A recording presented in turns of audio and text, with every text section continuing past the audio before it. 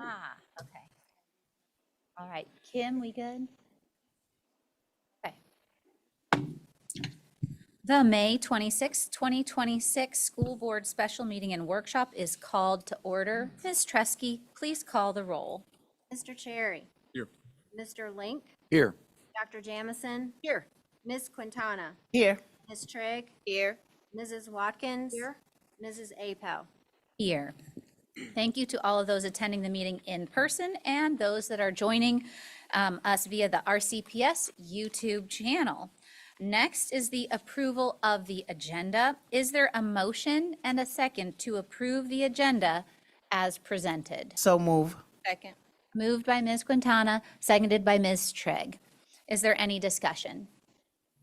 All those in favor say aye. Aye. Any opposed say no. The motion carries. The agenda is approved. Is there a motion and a second to approve the personnel list as presented? Moved. Second. Moved by Dr. Jamison, seconded by Ms. Watkins. Is there any discussion? All those in favor say aye. Aye. Any opposed say no. And the motion carries and the personnel list is approved. Dr. White, do you have any announcements that you would like to share this evening? I'm very excited. So it is my honor to introduce our appointments tonight and recommendations for appointments, and thank you to the board for the approvals. First, I'd like to introduce Dr. Tracy Hoffman. Dr. Tracy Hoffman has been recommended for and has accepted the position of principal of Preston Park Elementary School. Thank you. She will start on July 1st. Currently, she serves as the assistant principal at Roanoke Academy for Math and Sciences. And prior to serving as the assistant principal at Rams, Dr. Hoffman served in the following roles: assistant principal at Patrick Henry High School, assistant principal at Cave Spring High School and Northside High School in Roanoke County, teaching positions at Northside Middle, Cave Spring Junior, and Cave Spring High Schools in Roanoke County, teaching position at Brooklyn Junior High School in Osseo. Yes, Osseo, Minnesota. Independent School District in Minnesota. Dr. Hoffman holds a Bachelor of Arts in Communications and English from Virginia Tech, Master of Science in Educational Leadership from Radford University, and Doctor of Education in Educational Leadership from Liberty University. These opportunities provided Dr. Hoffman with extensive administrative leadership and teaching experience, making her an excellent fit for this position. Congratulations, Dr. Hoffman. Thank you. Thank you very much. I appreciate that. Good evening, Madam Chair Apel, Vice Chair Cherry, members of the board, and Dr. White. Thank you for the opportunity to serve as principal of Preston Park Elementary School. I look forward to working with students, parents, the community, and all stakeholders to ensure we focus on using our resources to provide effective instruction for all students. It is with profound gratitude and great humility that I accept this appointment as we join together, navigating the school community into a vibrant new building. We're building new classrooms, and we will have different scenery from our windows. But we will continue to honor the appreciation of our many cultures that have created Preston Park. We're keeping our high expectations for engaging, strong, and effective learning with literacy in every aspect of our school day. We're remaining committed to building character and advocating for the friend next to us. And we are maintaining our focus as a welcoming, safe, and comfortable place for all learners and all staff members to feel confident and to be successful. To quote our royalty affirmation, with hard work and discipline, we will accomplish great things at Preston Park Elementary School. We are royalty and we are Panther proud. Thank you very much. Very good. Thank you, Dr. Hoffman. It is now my honor to introduce Mrs. Laura Kelly. Laura Kelly has been recommended for and has accepted the position of principal of Highland Park Elementary School and will start July 1st, 2026. Thank you very much. Good Brag evening. about you a little bit. Oh, I'm sorry. Brag on you a little bit. Currently, Mrs. Kelly serves as the supervisor of gifted programs in Roanoke City Public Schools. Prior to serving as the supervisor of gifted programs, Mrs. Kelly served in the following roles: principal of, all right, how do you pronounce this? Ocracoke. Ocracoke School, Hyde County Public Schools in North Carolina. Instructional coach, Lee M. Wade Elementary School in Franklin County Public Schools. Gifted instructional coach, Franklin County Public Schools, and teaching positions at Ferrum Elementary and Rocky Mount Elementary in Franklin County Public Schools.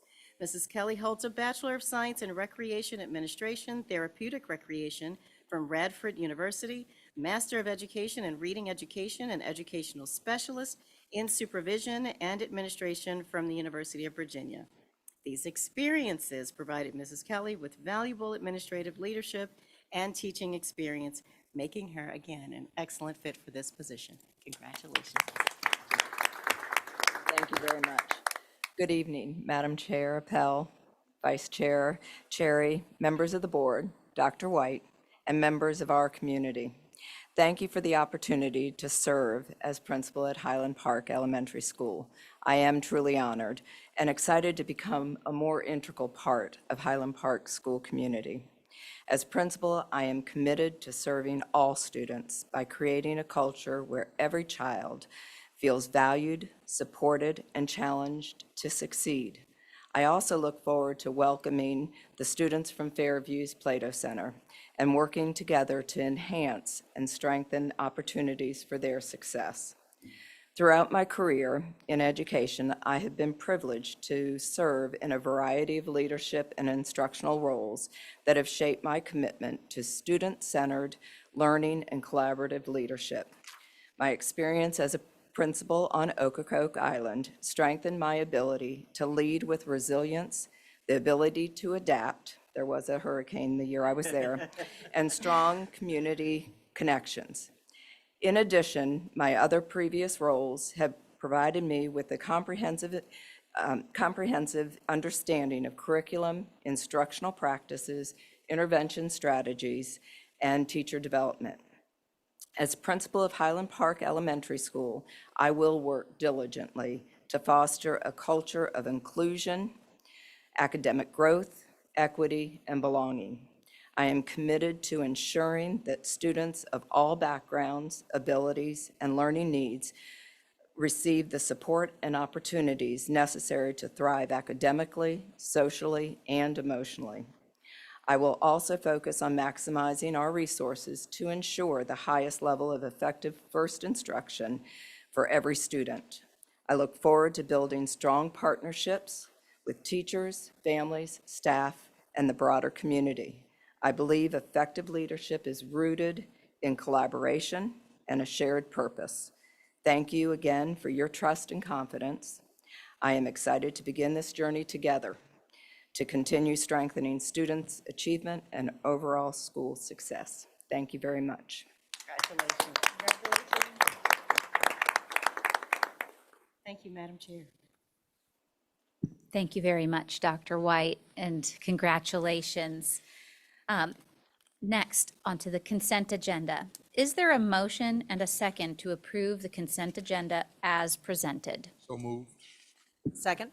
Moved by Mr. Cherry, seconded by Dr. Jamison. Is there any discussion? All those in favor say aye. Aye. Those opposed say no.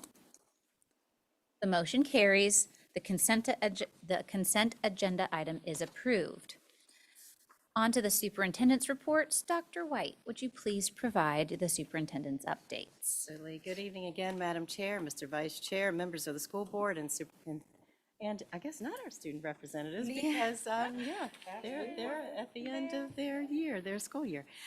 So this evening, we are bringing forward items for your consideration and information, including approval of attendance zone changes for the 2026-2027 school year, an update on the 26-27 budget, and an update on the teacher absenteeism task force. Before we get to our agenda items, I would like to highlight a few items for the board and for the public's information.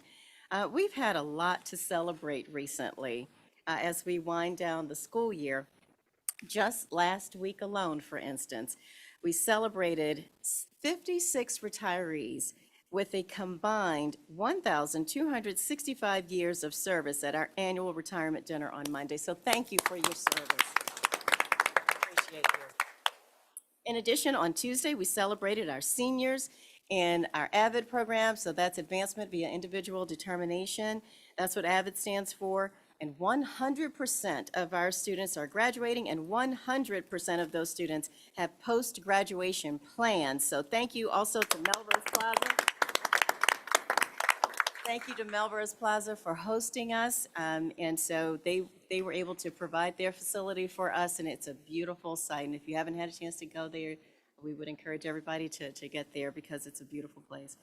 And then on Wednesday, I had the pleasure of attending a scholarship luncheon hosted by the Kiwanis Club of Roanoke, and 5 of the 6 students who received scholarships were Roanoke City Public School students. And last but certainly not least, we held our annual CTE extravaganza on Thursday, where our CTE Foundation, the Kiwanis Club, and the Roanoke Regional Home Builders Association awarded more than $35,000 worth of scholarships and equipment to graduating seniors. So thank you to all of those partners. And thank you to our school board members for attending those events last week as well. And congratulations as well to all of our students. We're very, very proud. And next, I'd also, again, like to congratulate Laura Kelly, who was recently named as the 2026 Leader of the Year by the Virginia Association for the Gifted. Stand up again.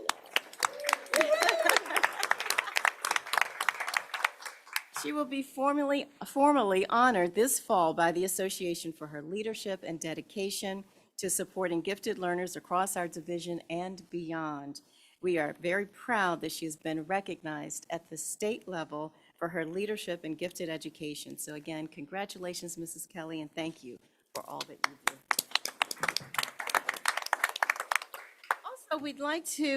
We're proud to celebrate 5 members of our RCPS community recognized by the United Way of Virginia's Blue Ridge for their 2026 Heroes Project. So congratulations to Westside Principal Dr. Kristen English, James Breckenridge Health PE teacher, and William Fleming High School girls basketball assistant coach Brian Ashford, and Daytech barbering teacher George Harrington for being recognized in the education category. So congratulations to them.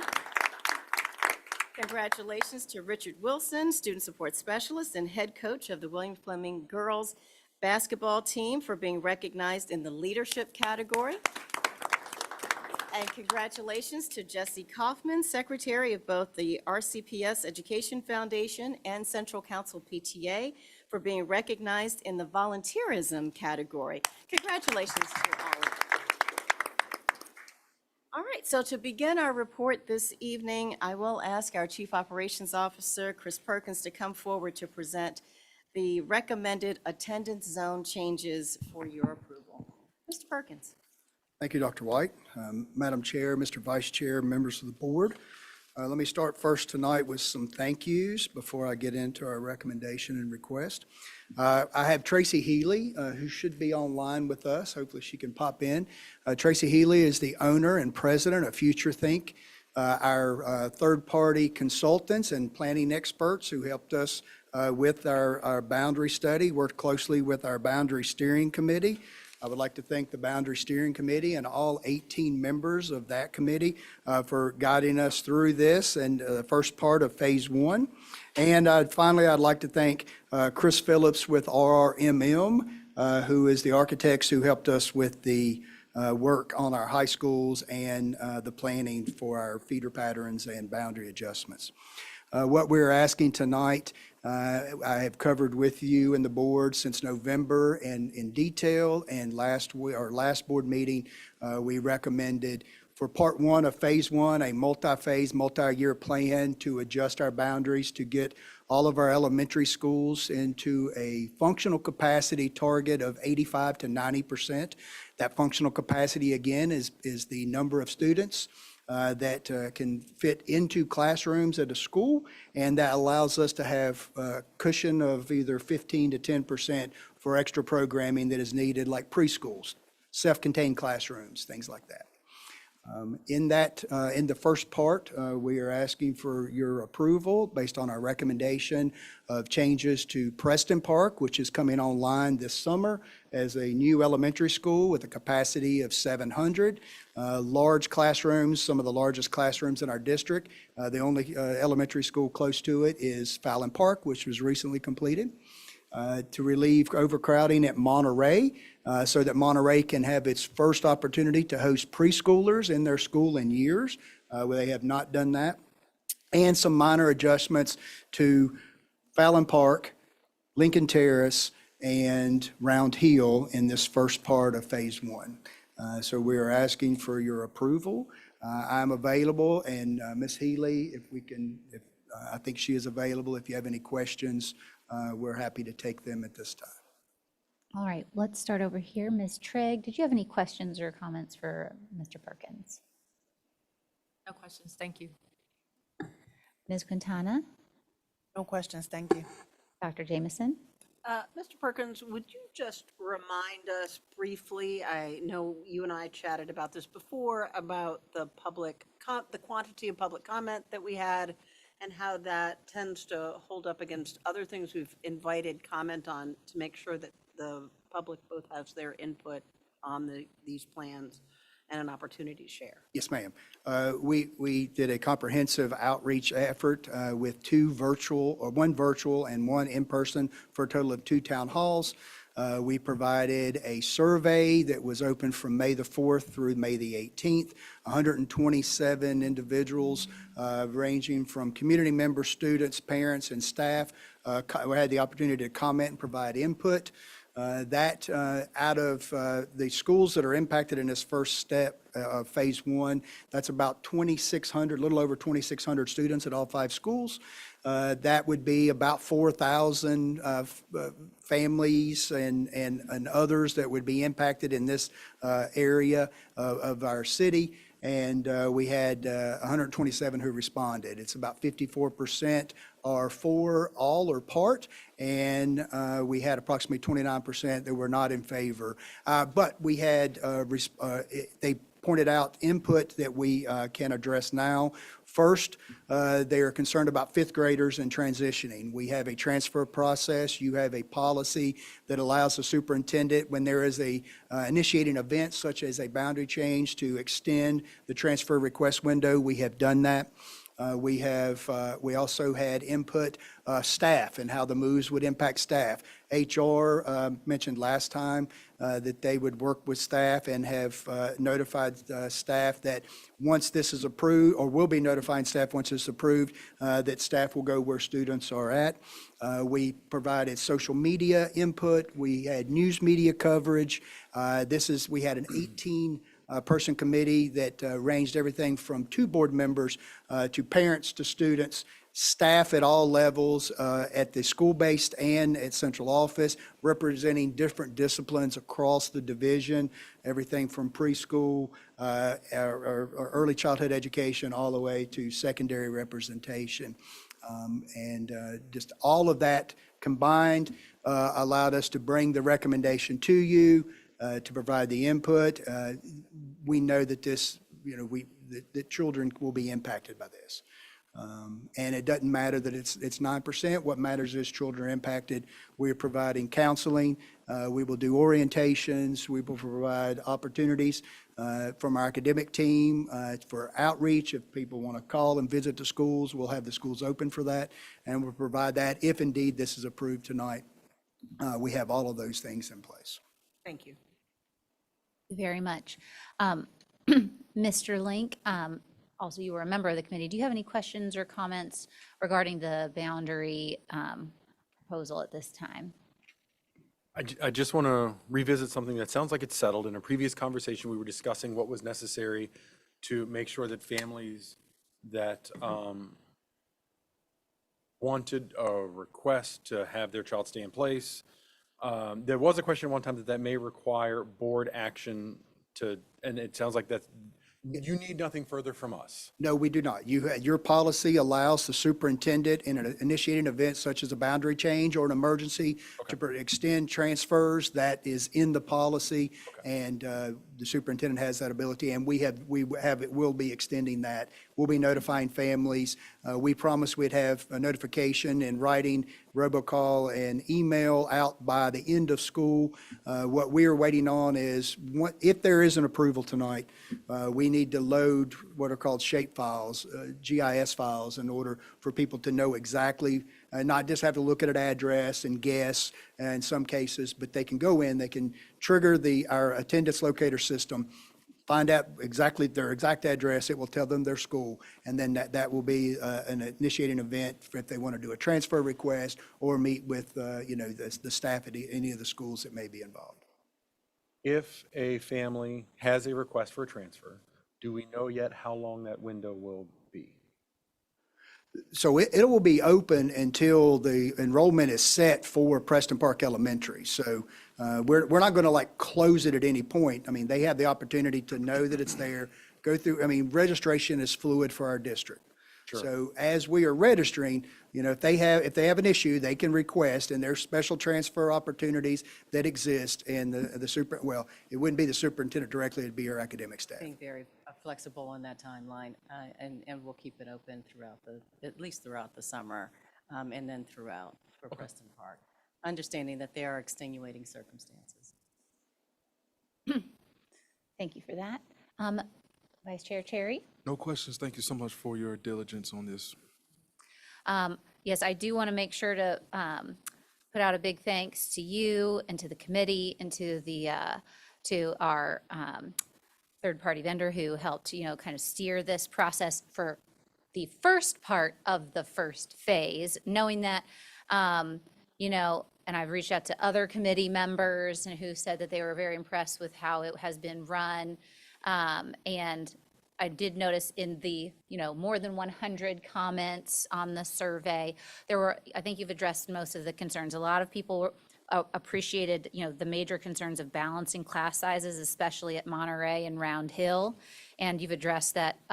What will Monterey's proposed capacity percentage be It'll after be this? about 82% once it is solidified. Now, the caveats that I want to provide everybody is, immigration into our city or new to our city will be different than the enrollment projections. And we're very welcoming city, and we're very proud of that. So we expect that to continue. So that was one of the major concerns. Others were about, say, distance and transportation. I think I haven't heard anything about bus routes being particularly longer for any of these students that would be potentially moved. Well, I'm going to brag on Mr. Dowdy for just a second, Mr. Shaking his head no. No. Yeah, I'm going to brag on him. Mr. Dowdy's routes have been great this year. Our partner's been able to pull it off. We expect no less, and in fact, this is helping Mr. Dowdy get people into their school. And I'll use the example of Monterey. We're no longer busing preschoolers to other schools around the city where there is room. So that's going to help him tremendously. So our goal, again, the long-term goal of all of this from a transportation perspective is to get us off of a tiered schedule back to a two-bell schedule. Well, and I also know there were some comments about other elementary schools also being overcrowded or undercrowded. And just again, to reiterate, this is only the first part of the first phase of this whole process. So this is not the end of this committee's work. And so it's going counterclockwise around the city was my recollection. We're moving from east to west to south, and then from southwest to southeast, and then we will end where we started with Fallon and Monterey. So I think the only other thing was that one other thing that I did appreciate in the comments throughout this was that by reducing the overcrowding, it's giving our students room to grow. And also, I appreciated the sentiment of after the fact, help us making sure that we don't let any students fall through the cracks as they've made the transition, because that was a big concern of how it would impact the students that did move schools. So thank you for all that work. And I think, was there any other comments or questions from the board at this time? Okay. Also, I'd like to just also thank Future Think and RRMM, Mr. Perkins, Dr. Williams, the Boundary Steering Committee. Again, they have spent countless hours trying to make sure that there's a commitment to this work and that we do it well. So I just want to say thank you to everyone. And so, Madam Chair, on to the approval. So, we don't want to forget that part. Yes. Is there a motion and a second to approve the boundary plan as presented? So moved. Second.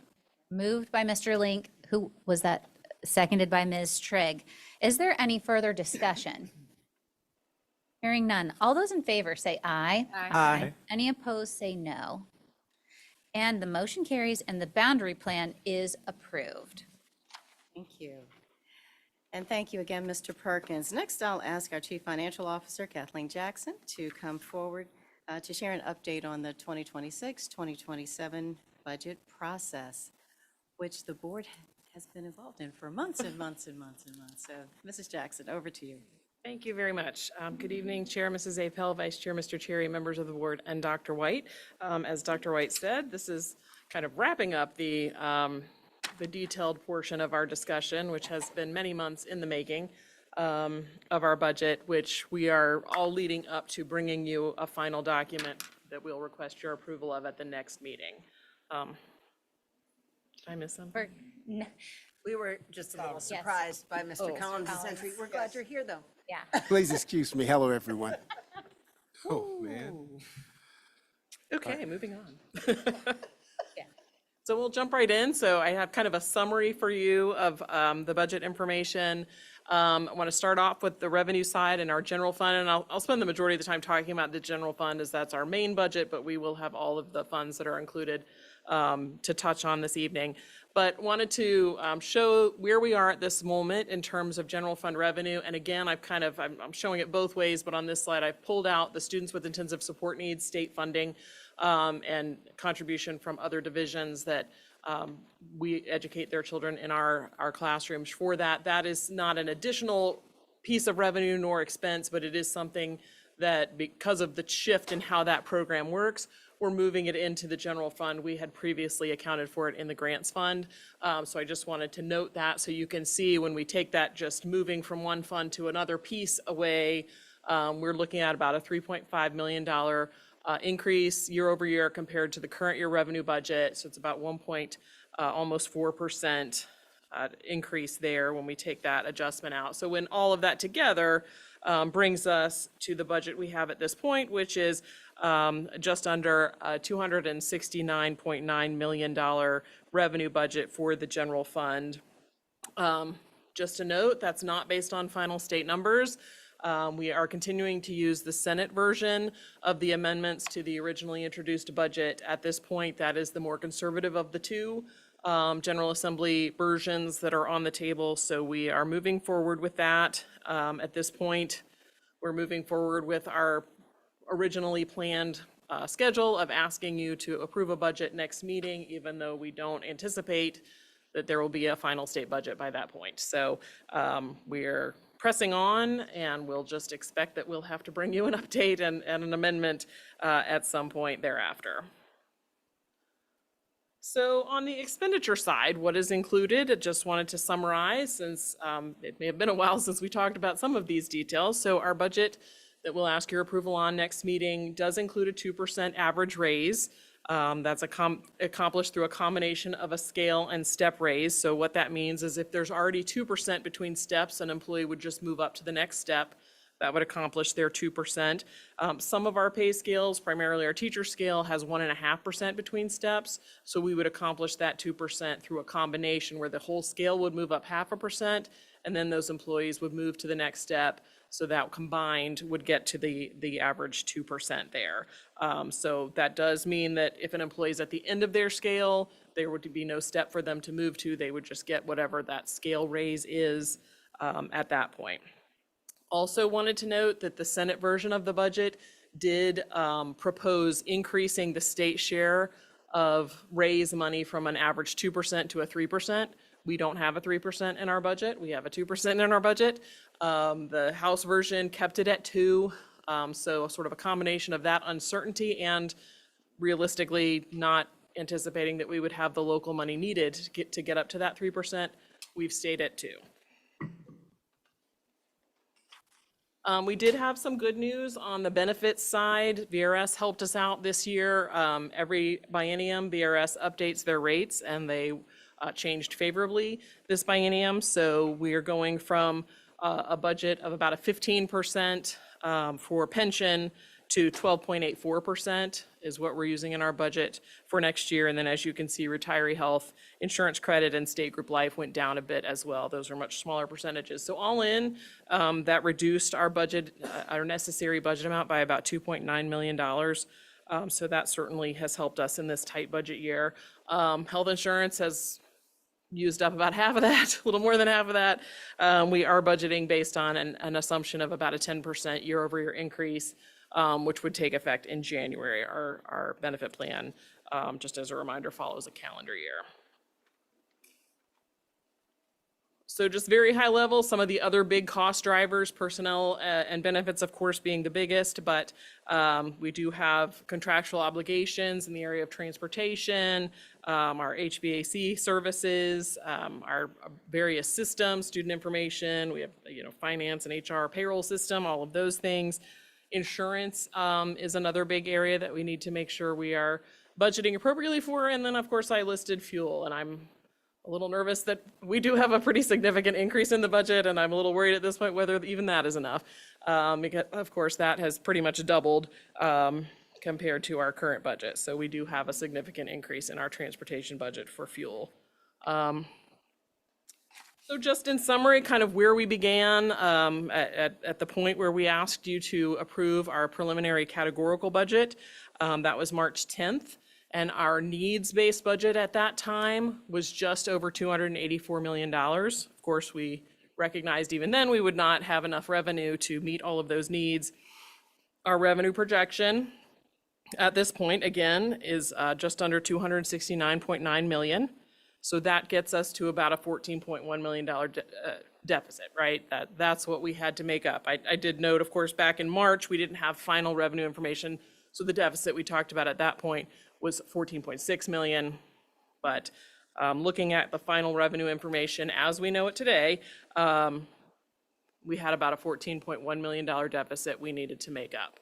So how have we done that? Of course, the biggest at the bottom was in personnel. The majority of our budget, as we've talked about a lot, about 75% of our budget goes towards people. So at the end of the day, we couldn't find $14.1 million without touching personnel. So facilities and operations, our building maintenance and custodial services took the next area, the biggest hit, about just under $1.5 million in reductions, both in personnel and deferred maintenance and such. We've reduced service in our after-school activity bus transportation. We've made reductions in professional learning and staff engagement, academic and instructional materials and supplies and assessment materials like MAP. We've done reductions there.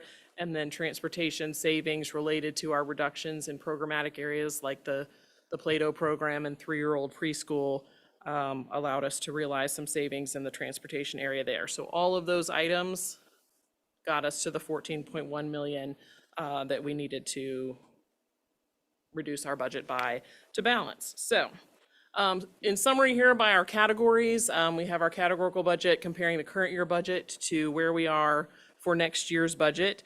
Once again, I backed out the students with intensive support needs because that's just a transfer, so I didn't want to muddy the waters. I'll show it all together on the next slide. But as you can see, when we take that adjustment out of the mix, we're just under a $3.7 million reduction compared to the current year budget. So that's about a 1.4% reduction. I did want to take a second to point out a couple of just reporting changes. Of course, we've added a contingency line. That is a category identified in the Code of Virginia for budgeting purposes for schools that we've just not had to use before. So we've added that since we don't have a fund balance to kind of use for that purpose. So you see that new. And then since we were making that adjustment, we've broken out technology as its own category. It is identified as a category. We've always included that with administration, attendance, health, and technology, all of that together. So we took the opportunity, since we were adding a category anyway, to break that out so that that's clear. That's a big area of investment and resource for our students. So we wanted to take the opportunity to be able to kind of highlight that area appropriately. So you see the variances there. So really the only adjustment up, transportation, primarily related to the fuel costs, and then of course the addition of that contingency line. So all in with the students with intensive support need expenditures pulled in from the grant fund. So you see the total budget proposed on the general fund expenditure side, just over $2.1 million more than the current year original budget, which is about a 0.8% increase when we add students with intensive support needs. So just in summary here, revenue and expenditures all in to kind of show you visually the resources that we are anticipating. Again, preliminary information only on the state budget side. So we've got a 2.69.9 rounded projected revenue. You see our expenditure categories there get us to about a $2.69.6 million in expenditures, and then we have some transfers that are required between funds that balance us to zero on the general fund side. And I'm down to food service, so let me go back and maybe I'll pause there in case there are questions or comments on the general fund side before I move on, if that's okay. We'll start on this end this time. Ms. Quintana, do you have any questions for Ms. Jackson? Thank you. Mr. Link? I do. I want to, for the purposes of the public record and open discussion, I want to touch briefly on our new contingency line item. I just did some quick math, and that is a 0.5% of our total budget. If you would indulge me, please remind me again the recommended range of contingencies in budgets such as ours when you are now operating without a fund, and the source of those recommendations. Sure, we did do some research, just looking at resources like GFOA and BASBO, some professional associations, as well as non-school related. We just did a little online sleuthing to see how is this, what's the recommended way to handle dealing with the unknown and uncertainties. And we did find that the average range that was recommended varied between about 1% and 5% of your budget. So at the very low end, 1%, the highest end recommendation was about 5% of your budget. So we're at 0.5%. It's better than nothing, but we just, you can, if we doubled that, you can think of how many more positions that would mean we would lose. So, so that's why we kind of felt like we were comfortable with that lower than recommended, but better than nothing. Right, and kinda I range was to not fall in. questioning the easing in of the contingency into the budget, but in terms of translating percentages to magnitudes, we're sitting at 0.5% right now, which is 1.3 million. Recommendations start at 1%, which would be 2.6, and recommendations go up to 5%, which would be 13 million. So by generally accepted budgeting standards, we should be looking at getting ourselves to a place where we have a contingency using this year's numbers that sits somewhere between 2.6 and $13 million. Okay. Yes. And that reminds me, the number 13, I believe that's what we had only a year to reset our fund balance minimum at, was right about 13 million, now that you say that, but anyway. Anyway. Dr. Jameson, any questions or comments for No, I Ms. think I have no Jackson? more comments. Thank you. Okay. Thank you, Ms. Jackson. This is a wonderful Thank you very much. recap of a difficult budget season. Yes. Ms. Trigg? I don't have anything, but thank you, Ms. Jackson, as always. Jackson, I have one question, just because I have PTSD. The contingency fund, does any of that balance have to be given back to anyone or used up by the end of each year? Yes, I mean, same as all the rest of the budget. Anything that is unused at the end of the year would now revert back to the city. Okay. That is correct. Thank you. And just one other thing I wanted to point out, because it doesn't jump out at you here, but it was in all of the budget development leading up to this. The state actually also adjusted the state and local shares. And so while the amount of revenue from the state did go up, it didn't go up as much as it would have under the previous formula, to the tune of about, I think, $1.5 million. So, so that was something that was not also, that was also, it's a change that is a loss that we don't see because the revenue technically did go up, so. That's a very good point. So you're referring to the local composite index that the state updates every biennium, where they evaluate sort of your local ability to pay. And you're absolutely right that this biennium, that changes to the state share going down a bit, the local share going up a bit. So you're absolutely right that had that stayed the same, then we would have seen over $1 million more in state revenue. Right. Oh, and then there was one other thing in the revenue changes, and that was other sources. I believe the lion's share of that difference in revenue was due to not carrying our fund balance and not maintaining that fund and using it to work for us when we weren't touching it. Yes, ma'am. So the majority of that is related to interest income. And so no longer having a significant balance of funds in the bank to earn interest, that's why we had to make sure we reduce that. So that was over a $2 million adjustment down in revenue we can no longer count on. Yeah, thank you for pointing that out. Okay, were there any other questions or comments about this particular budget update? All right. Oh, Well, I sure will- did. I did. No, Mr. Cherry. No. No, I just wanted to thank you for giving us this update. I didn't have anything, but thank Okay. you.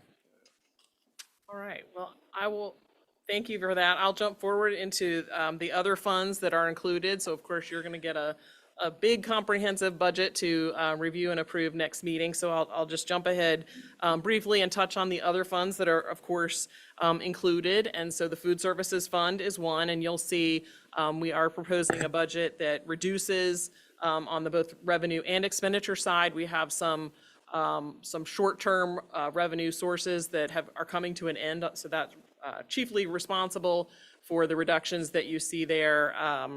And so we are proposing a budget that's about $710,000 less than the current year budget, about 5.7%, but also corresponding reductions on the expenditure side for those one-time expenses that revenue assisted us with in our equipment and supplies and such for our cafeterias. So you see the budgeted expenditures there, about a $1 million reduction year over year, about an 8% change. So looking at that kind of all in revenue and expenditures and our indirect cost transfer there. So you do see that we are proposing a budget that would use about $372,844 out of fund balance in our food services fund. And I'll just put a reminder for the public that we are allowed and indeed expected to retain a fund balance in our food services fund. Those funds can only be used for food service purposes, those federal dollars.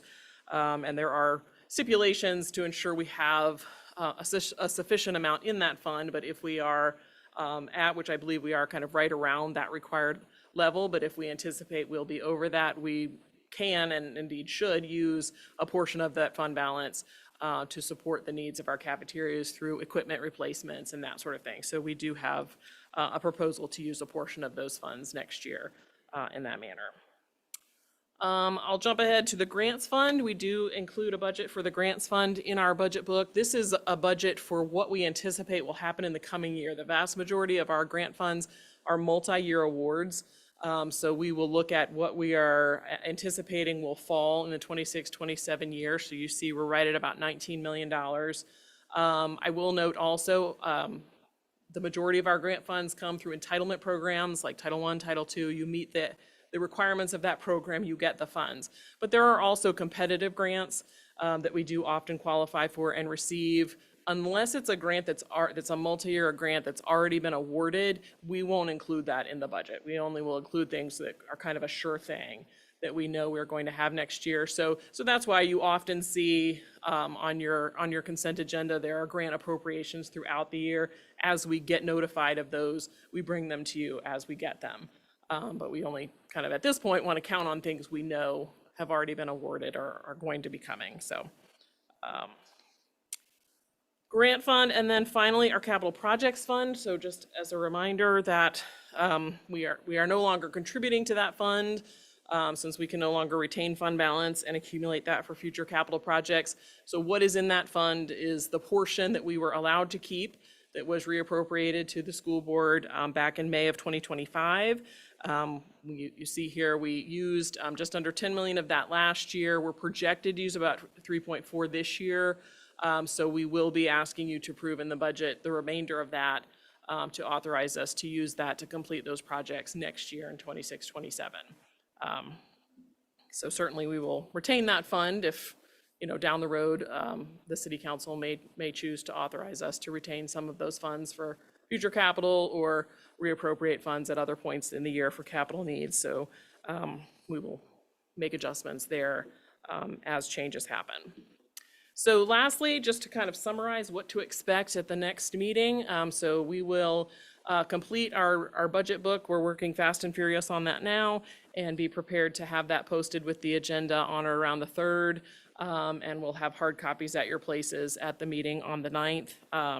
That book contains all of the information I just very briefly summarized for you in a lot more detail, but also some supporting information to hopefully help you and the public make use of that document to kind of understand the requirements that are in place, the laws that govern how we budget and how we use our funds, and the standards that we follow in putting our budget together and all of that. So we'll have that outlined and explained in there to hopefully make it as useful as possible. And of course, we will expect that probably early in the new year that we'll think we're done, we're not done.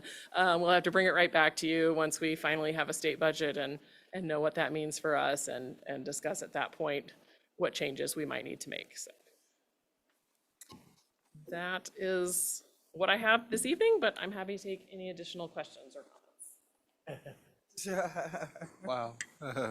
You put the sequential review number there in the. It says Review you time. know, I thought there might be questions. I mean, I thought people might be interested in knowing. Yeah. In case there's ever a question, we've talked about it a lot. So a whole lot of work has gone into it. Yes. On this side, any other questions or comments? I just have one thing, and it's just for the public to have an idea. Do we have an idea of when are we expected to hear from the state? We don't have firm information on that. We've heard chatter that it could be late in June. Okay. 22nd, 23rd. So, That's it. but, which is part of the reason why we're moving ahead with our normal timeline. If we were hearing that we might hear around the 2nd or the 3rd, we probably would have held off. Sure. But even if we hear by the 22nd, 23rd, we probably won't get the details from the Virginia Department of Ed of what does this really mean for Roanoke City until, I think they have 10 business days to get that to us. So we figured it would made the result most in sense to just move forward, and we'll adjust later as Probably needed. won't be until mid-July. That's my Which would thinking. result in like an amendment. Correct. Okay. Thank you. That's all I had. On this side? Thank you. No, we're good. Thank you. Thank you. That's it for me. Thank you again, Ms. Jackson. All We right. appreciate it. Thank you. Very good. Thank you, Mrs. Jackson, and thanks as always to you and to your team.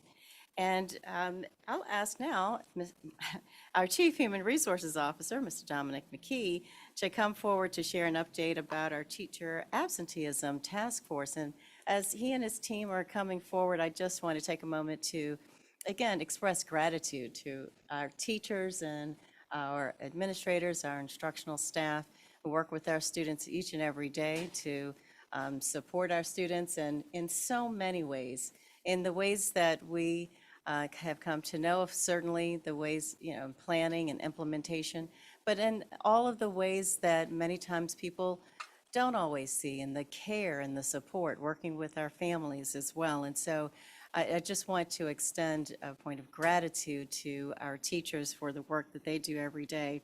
And I want to say thank you in advance to Mr. McKee and to the task force and to his team for really tackling these issues that impact us nationwide, but also locally, to get underneath the teacher shortages and also teacher absenteeism. And so for us to have an honest look at what it looks like locally so that we can better support our teachers. So Mr. McKee, with that, I'll turn it over to you. Thank you, Dr. White. Good evening, Madam Chair, Mr. Vice Chair, members of the board, Superintendent Dr. White. Before I start, I got a little distracted because the news left. I thought they were here to hear about the teacher absenteeism task force. Okay. I was gonna ask them to stay and I'm stick disappointed. around. I thought they were waiting for us None of to this is talk about interesting this. anymore. So- Yes, that is not, you're not the budget. With that being said, now joining me tonight would be our Director of Employee Relations, Mr. John Michael Deeds, and our Assistant Director of Recruitment and Organizational Effectiveness, Ms. Morgan Struther. Back in November of 2025, Dr. White asked that we put together a task force to look at absenteeism. So we started with just teachers and instructional assistants, and we're going to expand. So this is going to be a multi-year, multi-phase process. But the most important things, we sought input from the individuals that are impacted the most, and they gave us a lot of input. So teaching is hard, as Dr. White mentioned, and we have educators on the board. We have teachers and staff. Teaching is not like it used to be 5 years ago, 10 years ago, 15 years ago. 40 years ago, just note to this day, 40 years and 4 months, the Bears won the Super Bowl, and back in January 26, 1986. So just in case Mr. Perkins forgot. No, or 50 years ago. But as you know, oh, I forgot about the Eagles too. My bad, Dr. Siebert. But teachers have to deal with a lot of different things that they really didn't have to deal with back in the day, such as increased student behavior and discipline, right? Student mental health and social emotional needs, increased workload and burnout, increased class sizes, increased mental health concerns of their own. So we have to really dig beyond the numbers. We're going to present the number, absenteeism and whatnot, but we need to look beyond that and see what we can do as a division to help support our teachers first and foremost. We are going to get to our other staff as well, but this focus was about the teachers. Okay.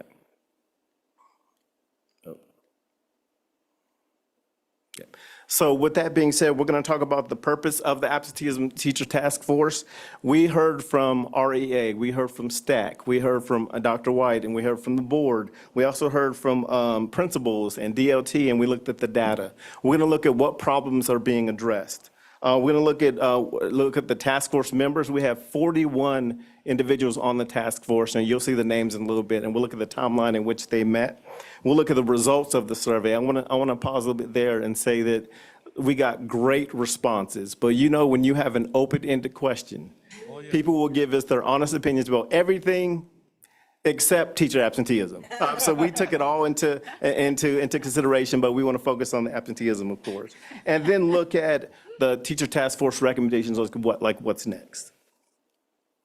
So this all aligns with Pathway 4 on recruitment, retention, and professional growth. More importantly, Goal 4B, looking at retention and really looking at the implement of the channels of open communication from leaders and employees, in addition to making sure we provide resources and support for our staff and for their well-being.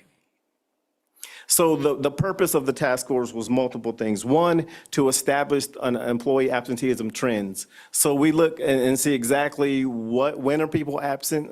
Sometimes it's Mondays, sometimes it's Fridays. This past Friday, we had a record 209 absences that needed subs.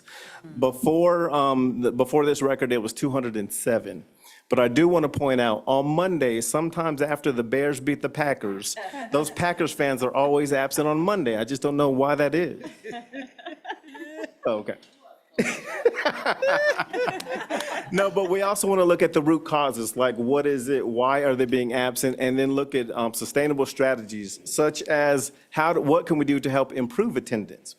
what supports are we offering in terms of employee for well-being? So we looked at the employee assistant program. What is the utilization rate? We average about 390 visits of EAP a year, and when you look back the past 5 years, so we want to continue to offer those supports. Look at Hazel Health. I know we have that for our students. We also want to look at that for our employees as well.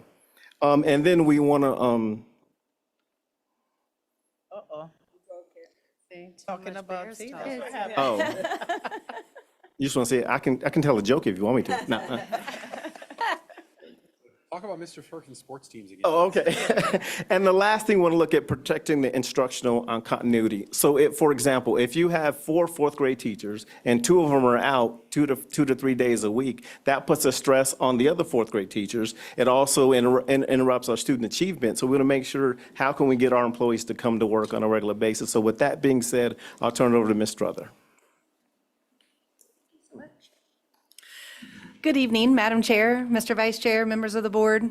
Dr. White, thank you for allowing us the opportunity to speak to you this evening. So what was the purpose of the task force? We addressed, first and foremost, the increasing absenteeism among our teachers and our instructional assistants. We also looked at substitute coverage challenges as well as especially same-day call-outs and the impact that that has on the instructional integrity of the building. Inconsistent practices across schools as well as outdated approaches to employee well-being. So what are some of those inconsistencies that we were able to identify? Well, that could be the variation of communication protocols amongst schools. It could have been inconsistent staff accountability amongst the substitute management platform that we utilize, as well as differences in how classrooms are covered building to building. This, of course, leads to operational challenges. Leaders often lack time to adjust internal coverages when it is those same-day absences. And unplanned absences force administrators to be reactive in their decision-making when leading their buildings. So we are one, but this isn't simply just an HR issue. This is instructional, operational, it's a workforce stability issue. Without a system-wide approach, we will continue managing our symptoms of absenteeism. And sustainable solutions require us to look at the root causes.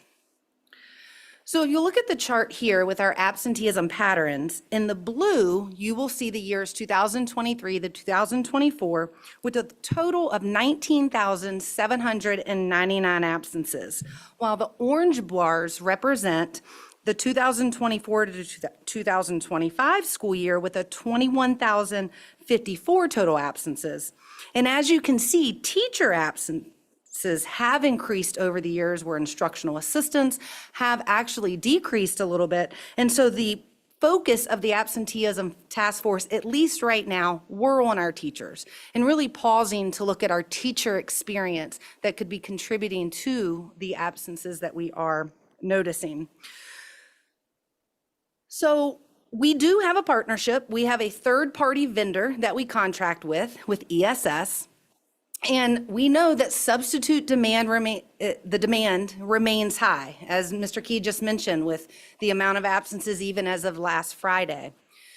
But there have been improvements. Some of those improvements are the SharePoint with our Roanoke City and ESS platforms. All subs are issued username and logins, and our long-term substitutes are now equipped with the technology to support instruction.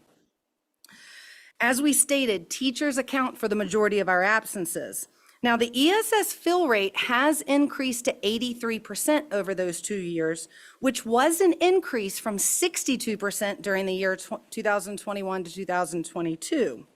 So improved fill rates indicate that absenteeism is not solely a vendor or an ESS issue alone. The root cause has to extend beyond substitute coverage.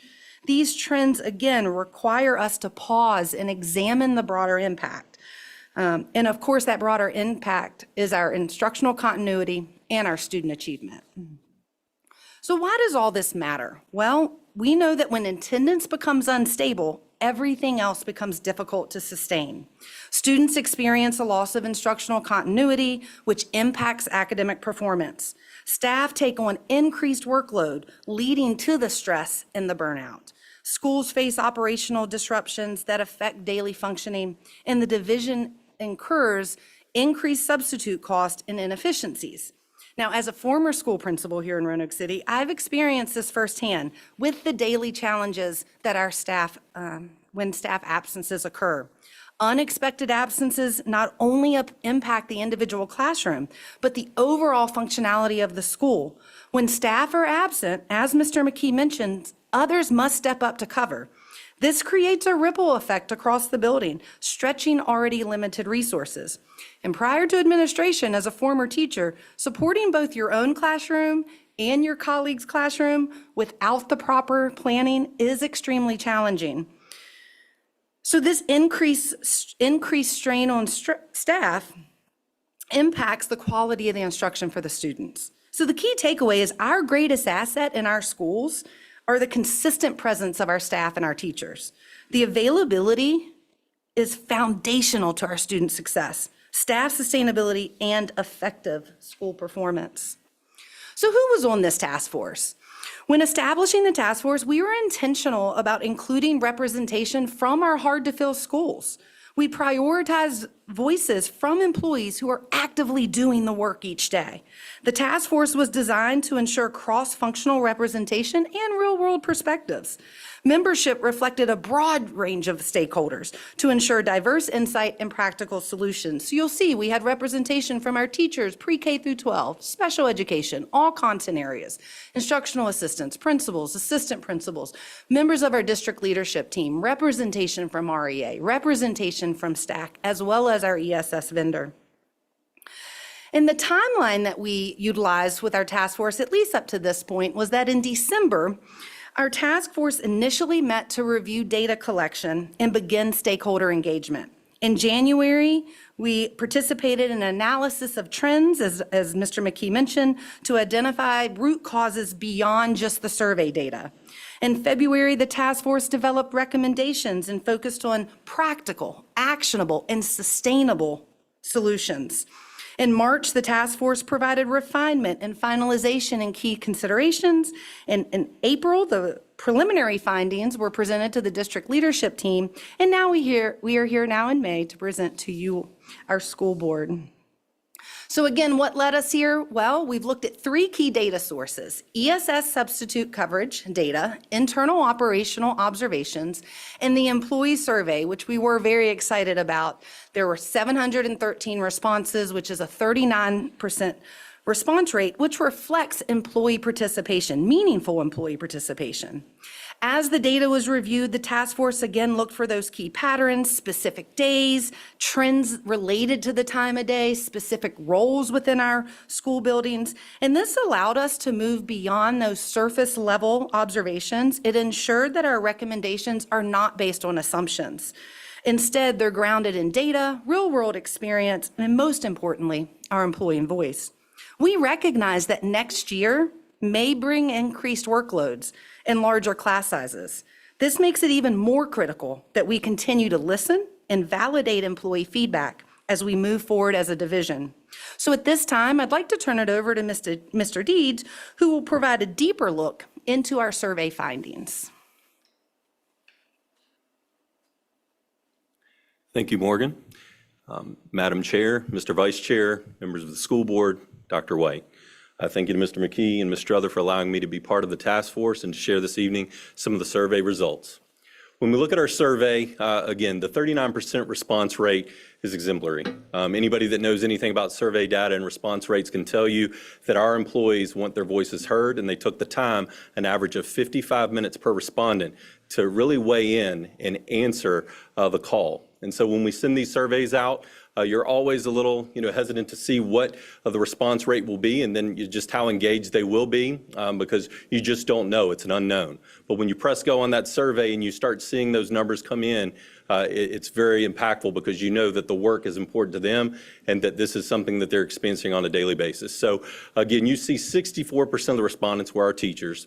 You had 17%, which were other staff. That can be school counselors, your building op workers, behavioral coaches, any other positions in your building that went out to your faculty and staff, and then your instructional assistants. So those are your IAs that are on the front lines in the classrooms helping our students. And so again, a great swath there of respondents. You also can see the work site distribution. Very heavily it leaned on, and you can see our 17 elementary schools made up 54% of the respondents, followed by, again, 21% and 23% with your middle and high. So that is what would be expected, and again, was just very on par with what we anticipated getting back. But, again, speaks volumes about the number of individuals that responded. Our years of experience, we were very happy that our 10-plus year experience employees were the highest respondent rate. They took the time, they understand that this is an issue, this is something that we're experiencing not only in Roanoke City Schools, but across the nation. And so particularly with an urban district, we want to be very intentional on listening to those employees that just aren't here for a year or two, right? This isn't an experience, this isn't something they're trying to come in and see, get their feet wet. These are people that have been with us for 10-plus years. And so really wanted to weigh in and hear what they had to say, and fortunately they answered the call. The reasons for the absences. So the most common reasons we saw were, personal illness. That tells us, again, they're ill, they're falling ill. We can understand that. You also see medical appointments and then family caregiving. We've talked about the sandwich generation. We know that that's very real. I've experienced it myself. And so knowing that that is a real thing, we understand that people do get sick, lives. Things happen with parents. Things are occurring, and so we want to be very conscious of that. You can appreciate in employee relations, the day-to-day conversations I have with our employees or supervisors. I'm very much aware of the tax and the toll that is placed on our individuals in our workforce. The strategies to reduce absenteeism. What are some of the things we think could reduce that? And we start talking about stronger behavior systems to really support our staff and teachers on those front lines and more codify that, at the division level. So working with Dr. Mazur, working with Dr. Wimbush, Mr. Freeman, Dr. Williams, we're going to be working on really trying to come up with some steps that we can send out to support our conduct code and the things that we already have in place and the good work that's already been done. But we want to be real intentional on making sure that we have a universally accepted approach to how we handle the students and some of the traumas that they experience, de-escalating issues in the classrooms, things of that nature, so we can point to that and all lean towards it. It can be our guiding star. We also have improved sub-coverage. And what does that mean? So how do you have that as an incentive to reduce absenteeism? Well, you all can appreciate in my time having been an administrator and you walk around and people know, well, they're going to be out Friday and I hear people are taking off Monday. I'm not coming in because that means I'm going to have to cover their class. And so then it becomes a chicken or egg, right? Like what started first. And so we really are trying to be intentional on that and getting everybody to understand the work. If we can get those fill rates up, which you've seen, we're working towards and improving those fill rates, we believe that less and less individuals will take off. And then building-based support and protecting planning time. Nothing gets morale down more, because I used to be the individual that would do it, than come in, someone's got all the materials laid out, they're excited to plan, they're looking at their testing data, they've looked at formative assessments, they're ready to go, and then here comes an administrator saying, hey, I need you. You've got to go cover a class. If you want to see somebody smile turn to a frown, ask them to cover a class. The survey, incentives to explore. So we're hit with some of the incentives, to try and explore, and these were the stipends, the cash out. We understand that money talks, it always will. The additional PTO, so the idea of changing, our leave structure, being competitive with other businesses in areas that, are around us, being aware as a business as we are, to try and adopt some of these, newer approaches instead of just accepting our old models, seeing what other competitors are doing so that we remain the employer of choice in Roanoke City.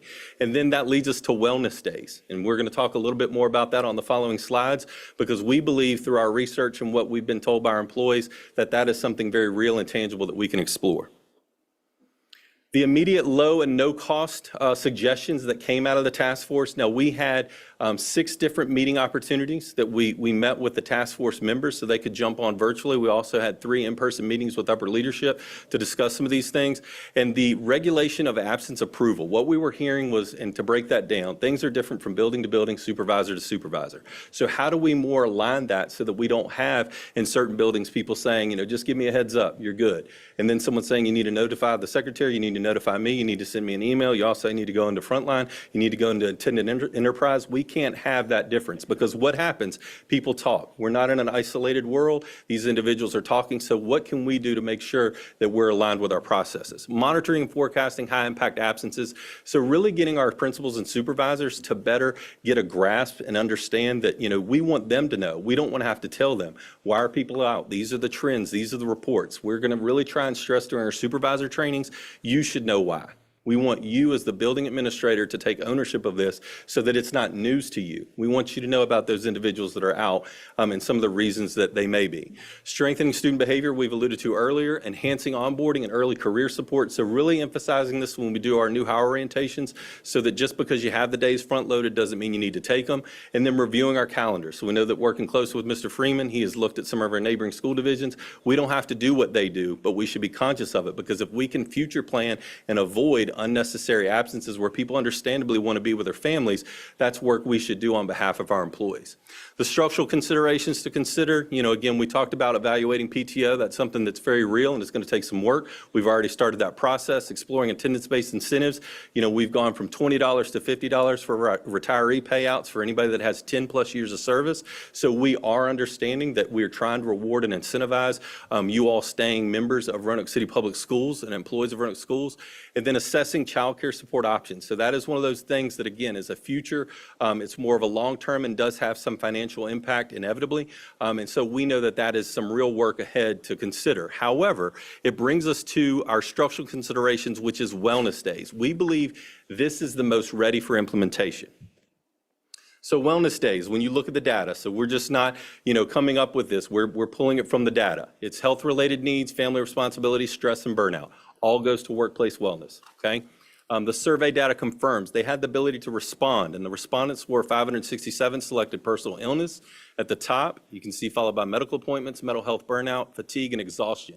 We know that this is all around employee wellness and employee experience. So again, for us to hear that and trying to tie it into a real solution based on what we heard, wellness days, we believe, is the answer to that. What employees told us, employee voice matters a lot. As you can imagine, employee relations, when we send out staff perception surveys, when we work with Panorama, a third-party vendor, whenever we do anything to understand culture, climate, at our buildings, exit interviews, retiree surveys, all the different things that we do, pulling that information is only as good as our ability to act on it. Now, I believe a 39% response rate says that they have faith that we're going to act on this, okay? So with faith also comes expectation. And that's where we are. Now it's, all right, we've taken the time, we've responded. We want, to see what you all as a district, as leadership, when we present to this board, can consider as potential options. And so that's what tonight is really about, sharing with you all what the employee voice is. Part of what my job is amplifying employee voice, and that's something we take very seriously in our department. The employees value time to recover, flexibility, and then just, a proactive approach. We can see there it's cyclical. You can see on that, icon we have that it is just ever evolving. Employee voice, you really need to be active in understanding that, and that's what we're covering this evening.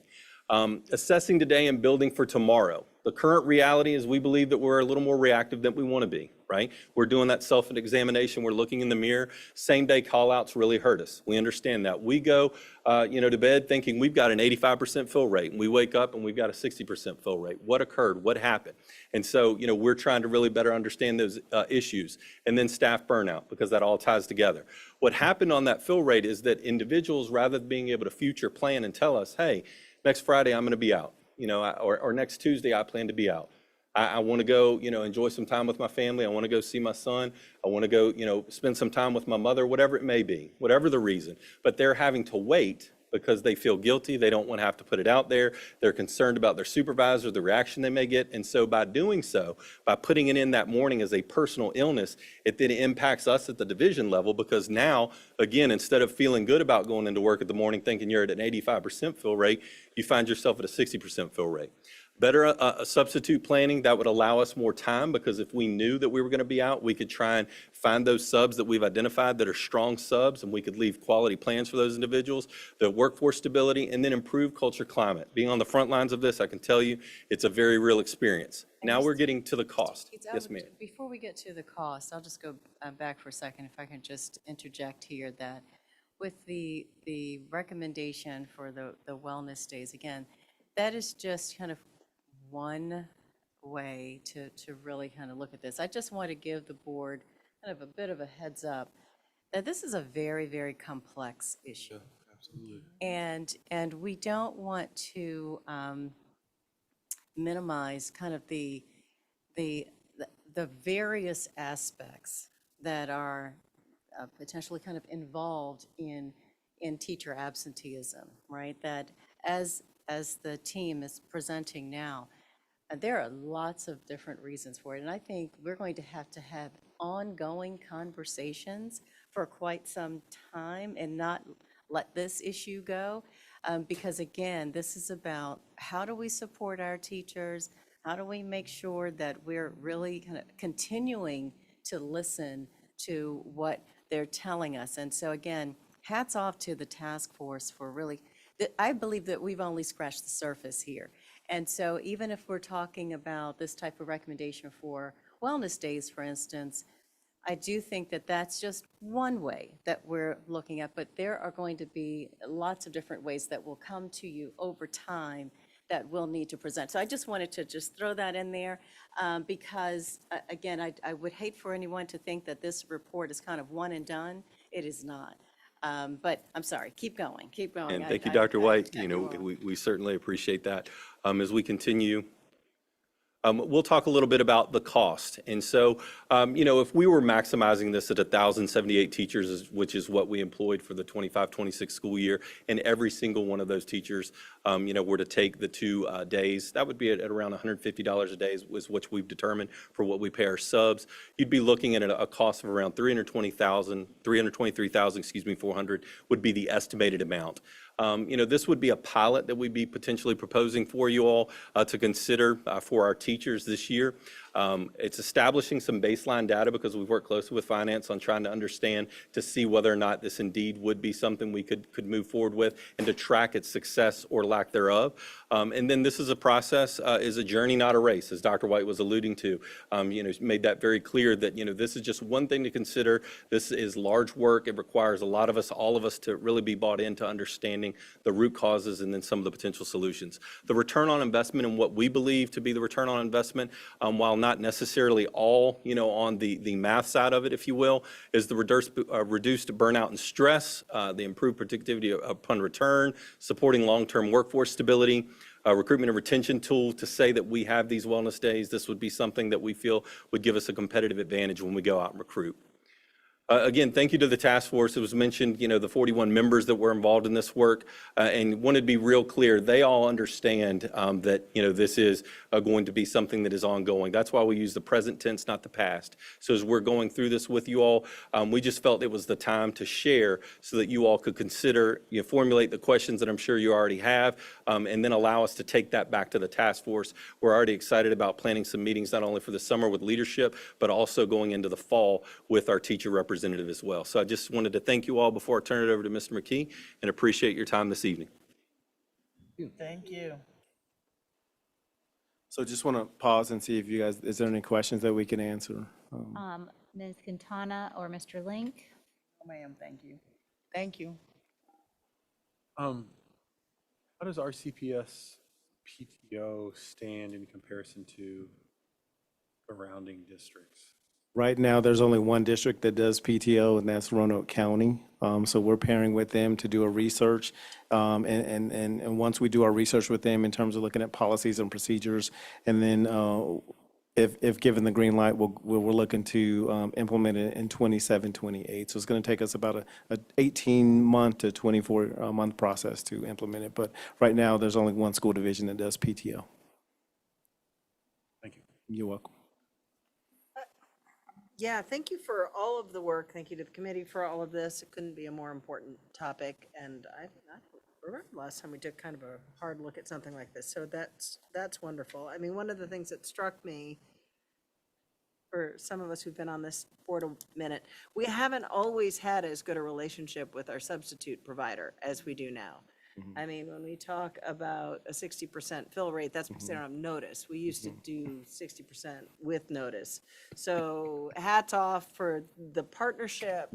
They're such a wonderful partner for us, and that's something, you know, these outsourced services are critical and they're critical to function well. And so this is, I just wanted to give that call out, that this is going well. I guess my question is a little bit, if you could tell us, so what's the what next? I mean, I've got 476 questions in my head right okay, now. okay. So I don't want to give them all to you, but what is next? What do you need from us right now? Like, what's helpful? We just want to use tonight as informational in terms of this is what the committee or task force has come up with in terms of recommendations. Then once, if we have the nod or whatnot, we want to move forward with, then start to plan to see what the wellness days will look like in the fall. So that's the next step. I would say, and this is not a question in search of an answer. I will give you one of the 476 questions, which is just simply, I'm curious as you dig into the data, when we get data about a lot of different things that impact individuals, often we find out there is concentrations of individuals who represent a large portion of the data. I feel like that deeper dive into those kinds of things, like if somebody has a chronic illness, of course, right? They're going to be using that. Their needs are going to be, a wellness day isn't going to help them, right? I mean, who doesn't need a wellness day? But I mean, you've opened up a really important and complicated, as Dr. White has said, can of worms. So I would, for my colleagues, look forward for them to hear kind of that little bit more in-depth detail within that data about what are people actually experiencing. I think I have my friend in Charlottesville, she gets 2 wellness days a year. And I mean, I know she really values them. What I don't know is if that changes how often she uses sick leave. Yes. Right? I mean, I think it may just be plus and. And And maybe not, I don't know. I mean, Dr. she's a James, great we also teacher. want to look at the trends in regards to break it down by school, by grade level, by subject, by generational And not to absences. target individuals at all, No, but no, it no, no. changes what the Yes, program needs to yes, look yes, yes. like, Yeah. right? Because And the we- needs are different. We won't identify names, but we need to dig that deep into the data to see if what trends are they, is it one school, is it one grade level, is it one department? But we'll dig deep into that with the task force. Yeah, of course. Thank you, thank you. welcome. This is important work. Thank you Thank for you. bringing it. Ms. Trigg? Have a statement. I think this is great, especially to let our educators know that we do care, that we understand what's going on. And it may actually dig a little deeper, like you're saying, and find out what support is it that they need. So I think this is awesome. I'm looking forward to hearing more. Thank you. Ms. Watkins? Yes, 2 questions.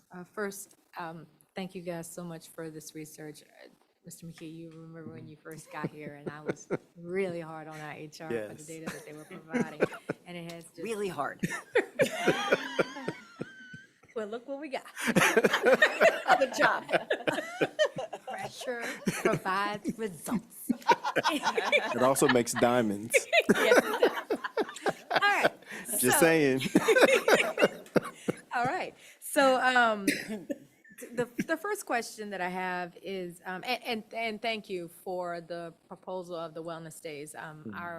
My organization implemented that a couple of years back, and not only did it, they did a lot of the same research, and not only did it help with work-life balance, but also employee morale.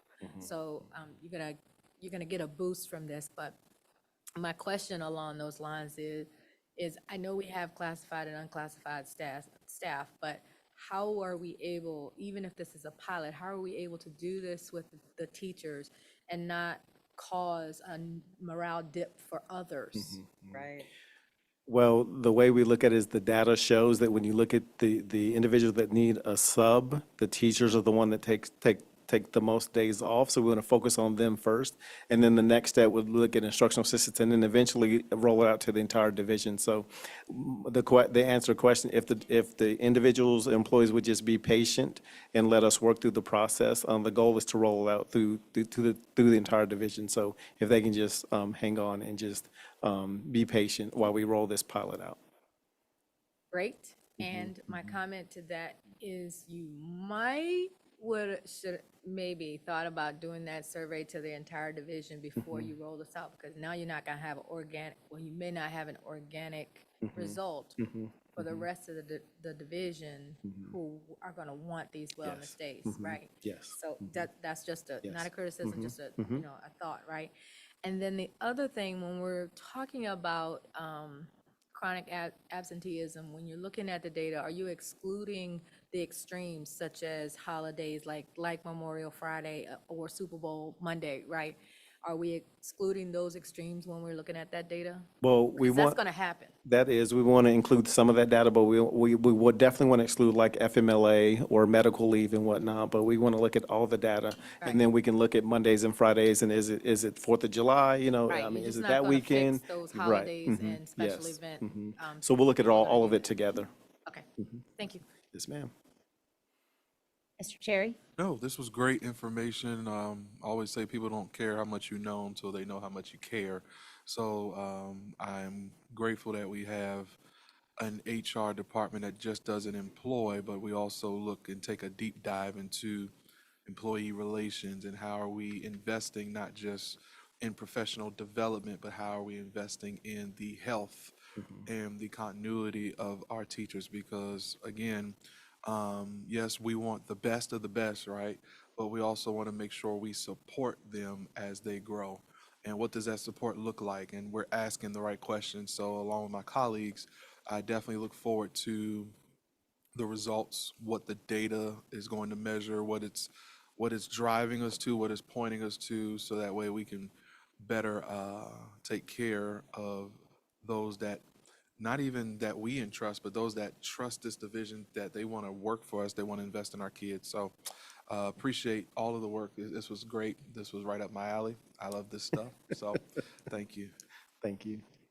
Mr. Cherry. I'm glad Dr. Jameson asked, you know, I am curious about what is the structure of what comes next. So I suppose that will kind of come about with the next school year. But I also think it will be important to have some mechanism to capture your changes in morale. So pre and post climate surveys or whatnot. I don't know what the plans are with that aspect of it. And I also think it was mentioned by a couple people. I'd be curious, it wasn't listed in your ROIs, but potentially you could, by investing in health and wellness, you actually may decrease your absenteeism because of that. So anyways, but I just did want to note that. And I think, were you going to say anything about that? Yeah, I just, again, I think that, you know, with this issue, just like with the various ones that we've tackled over the years, that structure is in, first of all, this research is step one, right? The research that's in alignment with our strategic plan, what we said that we would do. We set out in our strategic plan to say that this is an issue that we would tackle.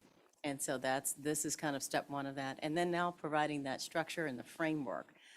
You know, we love a framework because it anchors us, right? That when we can now have these results and now we can have the recommendations, look at a pilot, test that pilot, have the kind of the post surveys, if you will, or the post kind of data review to analyze that, and then look at a broader scale and for implementation, look at the ongoing costs of that, and then continued implementation. So again, that's kind of the general outline in the framework for next steps. But again, if there's a huge kind of cost to this, then certainly we would bring that to the board, because under the board's governance, we want to make sure that it's in alignment with the budget as well. And something you just mentioned also triggered for me that, you know, there has been emphasis that teacher absenteeism has an impact across the whole school. So when you are doing your pre and post surveys, maybe not just the group that's piloting it, but the overall school, you know, your instructional aides and admin as well. And I also want to appreciate and want to emphasize that it's a pilot. So it would be something that, so that if this, you know, if this does come to fruition next year, it's not something that we tie our hands to forever going forward, both for the staff that may be part of the pilot, that there's no guarantee that it will continue on. We need to see what the results tell us before we make any future decisions about that on behalf of the division. But based on admin recommendations, so. I just want to, our goal is to remain responsive as an organization. And, you know, for us not to kind of turn a blind eye, you know, to what our teachers are experiencing every day. Again, we have fantastic teachers, hardworking teachers who really give their all every day to our students. But we do have to listen and to be responsive when, again, as Mr. McKee and his team shared, particularly working in the school division where many of our students bring a lot of high needs to the classroom every day, we have to acknowledge that because that requires our teachers to pour more of themselves into our students. And they do so each and every day. But then there's a consequence to that, right? It takes a toll. We can see that in what they're saying about their health and well-being. We want to be able to support that, but we want to be able to be specific and pinpoint how we can address that. Again, maybe it's the first approach is through wellness days, but there are other ways, and we just, again, want to make sure that we are responsive. So again, hats off to the team for really scratching the surface now, but digging deeper into this issue for us. And Ms. Watkins, did you have another question or comment? Yeah, just a couple things that Dr. White made me think that I didn't get out the first time. I did want to, and I know that we're always thanking you, but there's a couple of things I wanted to thank you for, you and the team. Thank you all for staying true to our strategic plan. I always like to hear how what we're doing ties back to our strategic plan, because that grounds us all and makes us stay true to what we said we would do, right? So that, and also I want to thank you for talking about the hard things. It's not always this beautiful picture that we try, you know, that sometimes we, you know, try to highlight all the wonderful things that we're doing. It's not always wonderful every day. There's a grind here, and there are issues that we work hard every day to try to mitigate whatever circumstances comes our way. Sometimes they're expected, sometimes they're unexpected, sometimes it's a national challenge that we are also facing on a local level. And sometimes because of the type of school division that we are and the population of our students and the diversity within our organization, we might have it might attack us a little harder. And it's wonderful, I think, when we put it out there on Front Street for all to see. We have this issue, and this is what we're prepared to do about it, not act like we don't have issues. Thank you. Watkins. All right. Can I just say one more thing? Just thank the board and thank Dr. White for your leadership and your support, because without the support and leadership, we wouldn't be able to do what we needed to do for our employees. And what we do for our employees is important because the students are our main focus. So your support, your dedication, your commitment to making sure we do what we need to do for our employees really means a lot to us. So thank you for all of your support and your leadership. Thank you. Thank you, Mr. McKee. I think we Thank you have, to the team. I'm yep, sorry, we had a couple other quick comments that were jogged after that. No, it's fine. Sorry about that. Ms. Quintana or Mr. Link? I was gonna ask one, but you already left. You can come back. Hold on, I have to say, sorry to interrupt. He's definitely taking over Chris Perkins. This took way too long. I was about to say, got me. Yeah. Go ahead. If this was on a slide and you all covered it, I apologize that I missed it. It just took a second for it all to sink in. It was tough for me to, I'm not saying, it was tough to read the cost of the wellness days right after we just had Ms. Jackson up here. But what are we currently spending with ESS right now? A little bit over 4 million, is that right? A little bit over 4 million. So last year was 3.8 million. I'm sorry, 2 years ago it was 3.8. Last year was 4.1. So I guess really what's really maybe brilliant in the wellness days is it is a small line item that could yield large savings. Yes. Yeah. Thank you. Because if we get more teachers to, or employees to come to work, that would, Right. if they're out and we get a sub, we have to pay for it anyway. Yes. Yeah, Yes, yeah. sir. Okay. Thank you. Thank you for asking that. Okay. All right. That's it. You good? You sure? Thank you, Okay, Mr. all right, thank McKee you. and your Want to talk about team. Mr. Perkins' sports teams again? I'm good, I'm good. He knows who's the best in the north, so. All right, thank you, Mr. McKee. Thank you to the HR team, and also thank you to the task force for your time and dedication. We really appreciate it. And Madam Chair, that concludes my report. Thank you very much, Dr. White. Moving on to the work of the board. So I'm actually going to go in reverse order on this list of kind of talking at the bottom about policy, governance, and legislative committee. So at our May school board meeting, I provided an update from the April meeting of the superintendent's policy, governance, and legislative committee. And one of the items in that report was a recommendation to develop a legislative position for VSBA's consideration.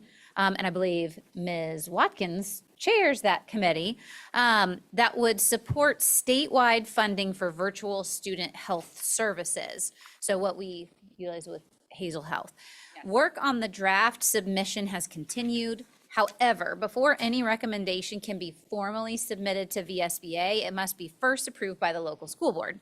Accordingly, in advance of our June 9th school board meeting, sharing a draft submission for all board members' review, so that if you have any questions or suggested considerations, please reach out to Policy, Governance, and Legislative Committee members, say myself or Ms. Trigg or Dr. Siebert, by the end of this week. And so, because this is something, I think it actually originally came out of the Student Advisory Council, which then led to Hazel Health, but Hazel Health is something that we pay for with grants, which is it's not a sustainable funding source. And we've been showing very good improvements. So while we have grants secured, I think, for the next 5 years, this is something that we're doing well here is something to advocate for at the state level that then can make long-standing change for all students in Virginia. So just keep that in mind, and that has been distributed. I think everyone has it at their seats, and so by Friday, if there are any other comments or suggestions there, to get it to PG&L committee members. All right, other work of the board, just kind of going down, just wanted to note things that we said we would do during the year and where we are towards completion. So the student representative roles, we have said our goodbyes to them, and they have their, so last meeting was our last meeting with them. Board member communication, we've done that multiple times, and especially at our retreats, so that has been completed. The school board member development committee, we still have another month left on this school year calendar, and so our board development committee members, Dr. Jameson and Ms. Watkins, may report out about how this year has gone with this committee's further development. Visibility and community engagement, I think has been especially good this year. I think even just in the last, you may have heard it called Maycember, but we've had a lot of community events too that Dr. White had also mentioned. I know we had, I think Ms. Trigg and Mr. Cherry were at the NAACP dinner. Ms. Watkins helped coordinate something where Ms. Ennis received an award. There have been a number of things where, the board has made sure to we are getting touch points in the community to make sure that we're speaking on behalf of all of our students. And then as far as presenting at conferences, I know that has been happening and continues to be planned for, including in July, where there will be yet another presentation in July with Mr. Alder. September. Oh, and September as well. So again, and that's more showing how what we figure out that does well in Roanoke City Public Schools, we pay it forward so that it's on behalf of all of education. Make a quick comment on just that particular note, because I've been fortunate to present with Dr. White a number of times. Ms. Watkins has been involved in all of this. Just to my board members, it comes from as simple as saying, I think we really should talk about this. It's that simple. And I mean, we have such a wonderful team. They will help. If you've never presented at a conference before, it's really it's really a great experience. So I just would like to tell you, it's not a daunting thing. You're not creating the presentation by yourself. The support is wonderful. It is. And it is, And I think we should present on Hazel Health. and I think that's an excellent example. Because those are the kinds of things that also then can feed into legislative advocacy if we're talking about little things that we've done with certain monies, like the community empowerment grants, et cetera. So I just wanted to put a little plug in, is it's not as hard as you may think it is if you've been thinking about it, do it. And it can also start as simple as you get an email from VSBA or you've heard a report out about a program and you say, hey, Dr. White, or hey, Ms. Mitzel, have we presented on this? Is there an opportunity for that? And a ball can start rolling. So, and that's in the power of all. Yes, she does. She's fantastic. I'm totally spoiled. I don't even go to academic conferences. And there is a VSBA task force, students in challenging environments, right? And so this task force is an incredible one. And whatever we're doing well, you know, we can take that to that task force. And that task force is tasked with finding how we are able to highlighting how we're able to support student success in challenging environments. So if we found something that works, we need to shout it out and we need to share it. And I might even extend it, if anybody's listening, that we've been to these conferences at VSBA particularly where we've seen teachers bring very innovative little classroom programs. Yep. I mean, it is not limited to these folks in this room. These are opportunities, and that gives other school board members across the state ideas that they bring back to their school divisions. So you know, help us help education. Yep. That's right. Point. That's right. So again, as far as the work of the board, what we said we would do during this year, you see that that is also ongoing and continuous. And then something that we will need to discuss further for next year, especially in light of budget, is, you know, attendance at conferences and what that looks like in light of, you know, our contracted budget, because travel is one of the most flexible of the items that is part of the board budget. So, so that is everything as far as work of the board. On to future business. Does the board have any items for future business? Okay, so announcements and reminders. So we have a lot of big stuff coming up. The last student day, June 4th, early release. William Fleming High School graduation and Patrick Henry High School graduation on June 5th at the Berglund Center. And then we have a board meeting and a workshop in June. So probably lots of fun days and field days at the schools, but that's it. So am I missing any other future events? Okay. Moving on to a closed meeting. We have a closed meeting tonight. Is there a motion for the board to convene in a closed meeting? I move that the board convene in closed session to discuss specific officers, appointees, or employees for the purpose of considering such person's assignment, appointment, promotion, performance, demotion, salary, disciplining, or resignation pursuant to Section 2.2-377A1 Code of Virginia. Is there a second? Second. Seconded by Mr. Chair, moved by Mr. Link, seconded by Mr. Cherry. Is there any discussion? Ms. Trusky, please call the roll. Mr. Cherry, Yes. Mr. Link, Yes. Dr. Jamison, Yes. Ms. Quintana, Yes. Ms. Trigg, Yes. Mrs. Watkins. Yes. Mrs. Apow. Yes. The board will now enter into a closed session to discuss only items within the approved motion. No other board business or decisions will be conducted during